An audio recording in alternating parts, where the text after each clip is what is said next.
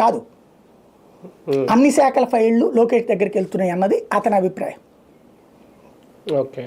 అటవీ శాఖ నేనే డెసిషన్ మేకరు, పర్యావరణం నేనే డెసిషన్ మేకరు, పంచాయతీరాజ్ నేనే డెసిషన్ మేకరు.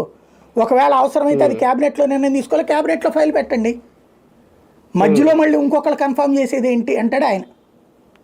అదే వేరే శాఖ మంత్రి సివిల్ సప్లైస్ టూరిజం మినిస్టర్లు జాగ్రత్తగా గేమ్ నడుపుకుంటున్నాడు. పవన్ కళ్యాణ్ కోపం రానియకుండా మనమే చూస్తున్నాం సార్ అని చెప్తున్నాడు. అదే సమయంలో లోకేష్తో ర్యాపో మెయింటైన్ చేస్తున్నారు. అక్కడికి ఒక మొక్క ఫైల్ పంపించేసుకుని జాగ్రత్తగా చెక్ చేసుకుంటున్నారు.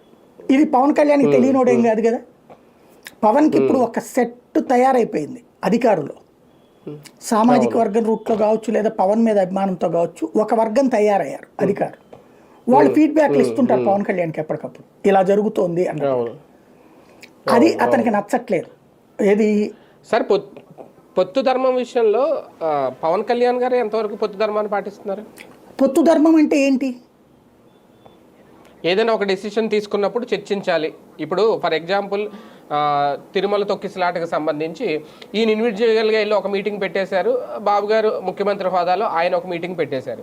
రెండు పొంతం లేకుండా పోయి చర్చించుకుని ఇద్దరు కలిపి ఒకటే పెట్టుంటే బాగుండేది కదా. అలాంటి చేసినప్పుడు కదా అక్కడ కదా పొత్తు ధర్మం. ఎవరు వెళ్ళారు అక్కడికి?